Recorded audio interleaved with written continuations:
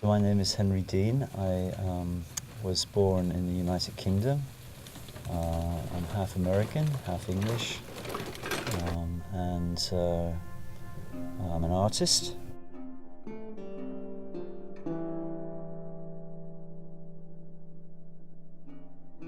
Initially, my interest in the landscape was through plein air painting, and I did that for about 10 years. And from that practice of traveling across the United States, I became more and more interested in the broad spectrum of what the landscape means, in the sense that painting a picture of the landscape doesn't really represent it.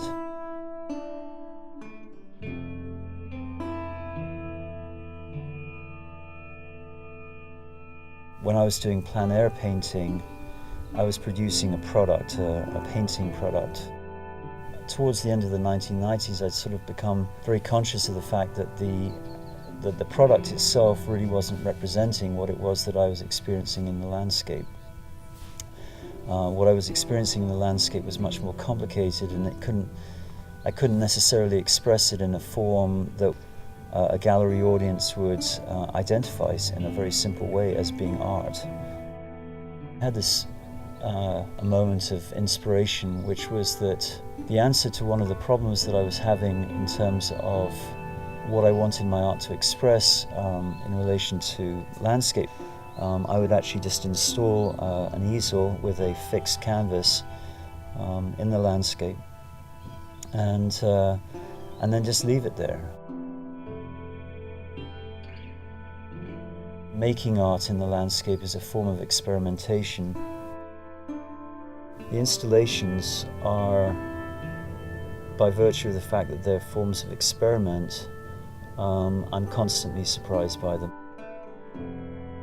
When the work is taken out of the environment, and I think of the artwork that comes out of these installations as being forms of artifacts, they're also very surprising, because when I see it in a gallery environment, if I've extracted it and looked at it for a while and then I put it into a gallery, it sort of almost becomes something different and its meaning changes.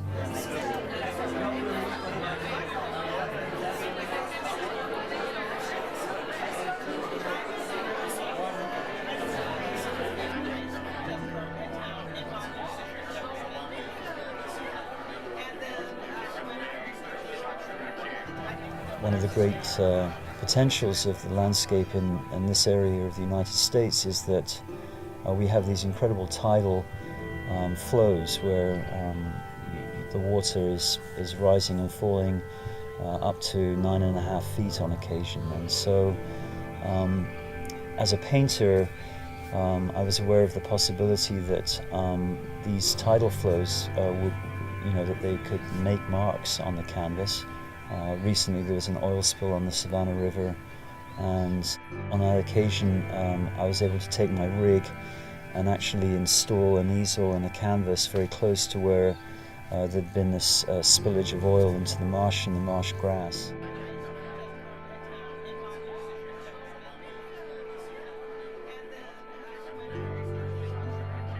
The canvas was actually the fabric of the canvas was actually deteriorated by the chemicals in the oil, and then it tore.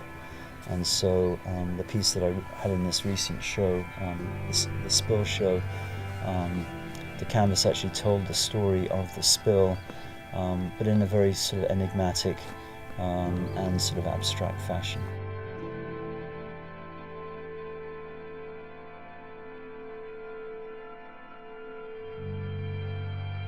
History is a very important part of what we see in the landscape and experience in the landscape. So I found that I wanted to try and express that in my work, and recently there was this opportunity to come to Spring Island to figure a way of the community expressing or manifesting its history in terms of the history of slavery, the history of the plantation economy, the history after slavery.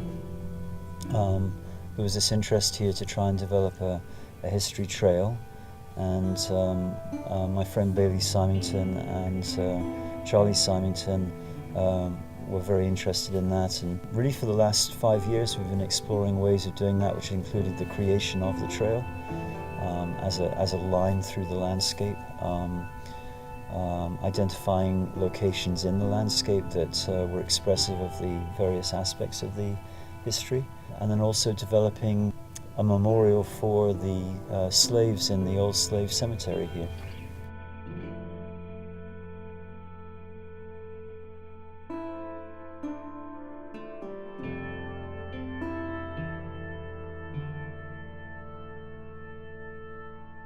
Artists for thousands of years have made art in the landscape, and there seems to be a very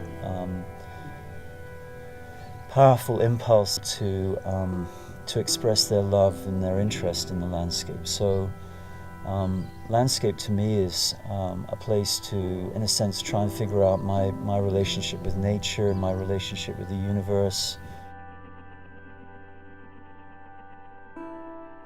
There is no single narrative to my work. I mean, the making of the artwork is part of what the meaning is, and how everyone perceives the making of it is very different. So.